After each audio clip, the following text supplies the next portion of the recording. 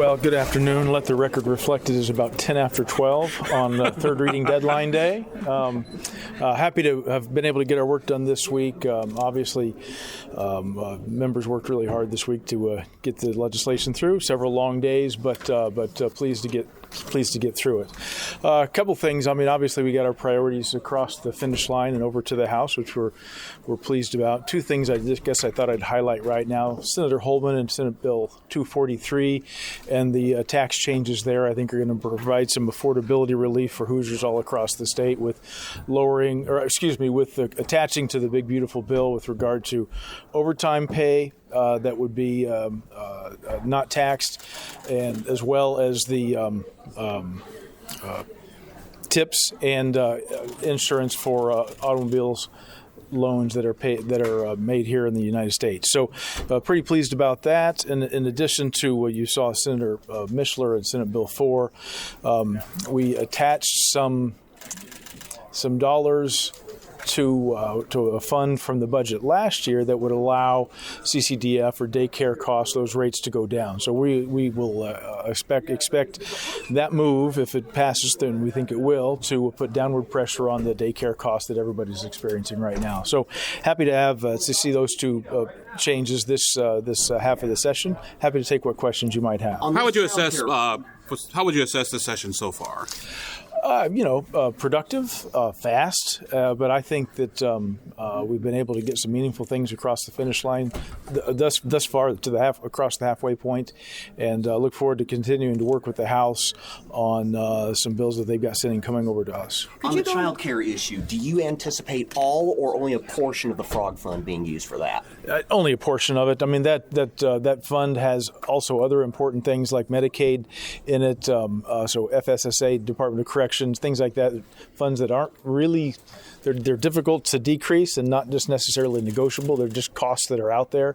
So we will not be able to dedicate the whole fund to that, but some of it. There were some concerns on the floor as to how FSSA is going to approach this. Your thoughts about the agency in terms of trying to deal with this issue? So, the hope is that we'll see some of those rates go up, so it's more affordable for Hoosiers. That's what I expect. We'll continue to have conversations with FSSA.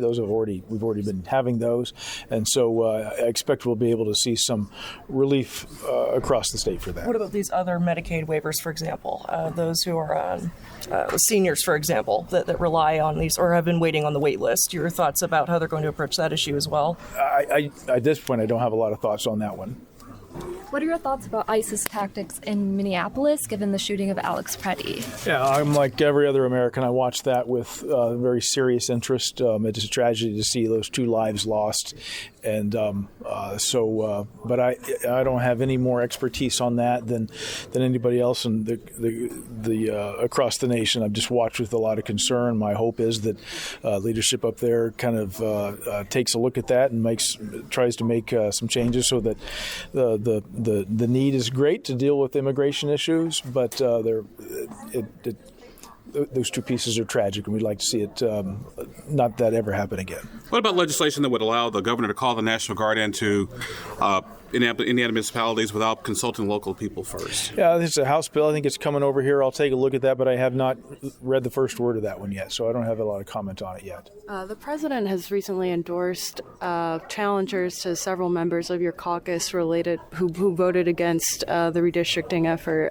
What's your comments on that? Well, again, like I've said in this spot before, we have primary races every time we run, every 4 years here in the Senate. We expected to have primaries, and that's part of the conversation, part of the debate.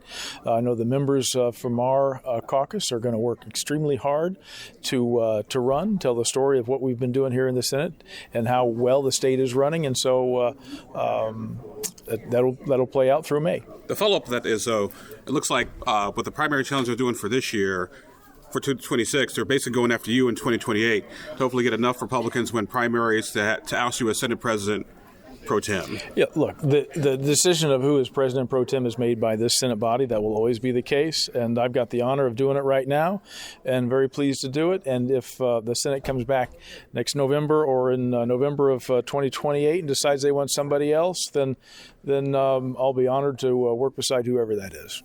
But how do you feel about, our nation's leader calling out, individual lawmakers here in a state that doesn't usually get that much attention, like out by name for these challenges? It's not my decision.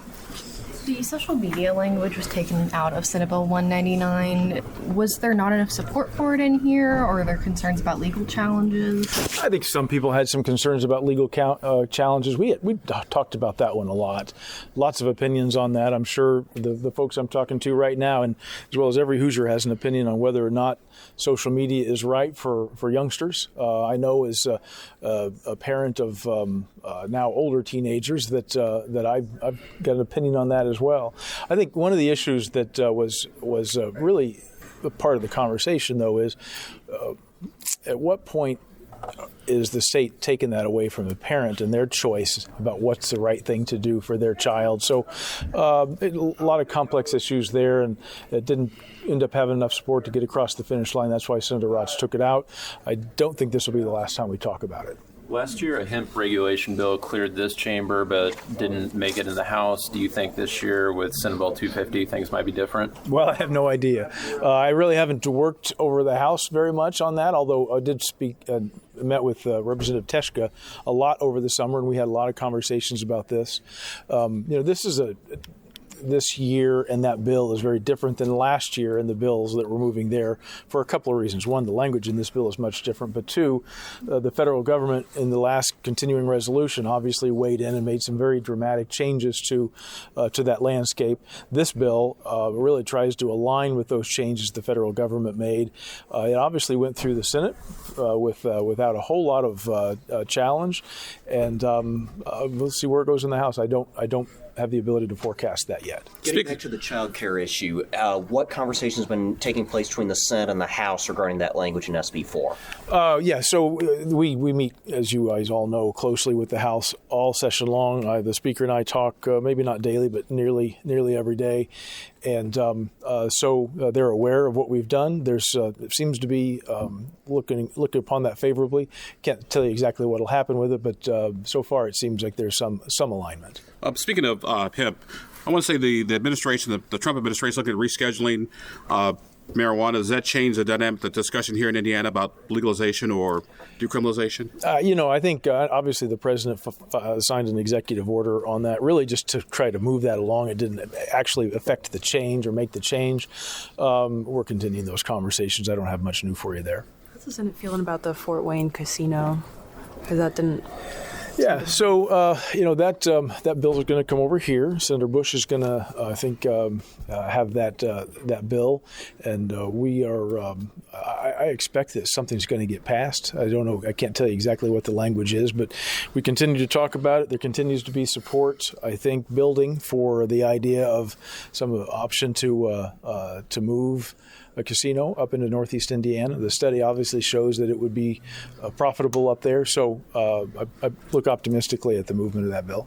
There are some concerns amongst proponents of House Bill 1002 that provisions regarding low-income assistance programs and the semi-moratorium they have on the summer months may be changed. Your thoughts about those provisions or the fate of this bill when it gets here? Yeah, so again, this is going to sound like a punt, but I really haven't spent any time on 1002. I've just been focused on our Senate bills. I'll do that this weekend, and I can have more intelligent conversation with you next week. Thanks, guys. Thank you. Thank you.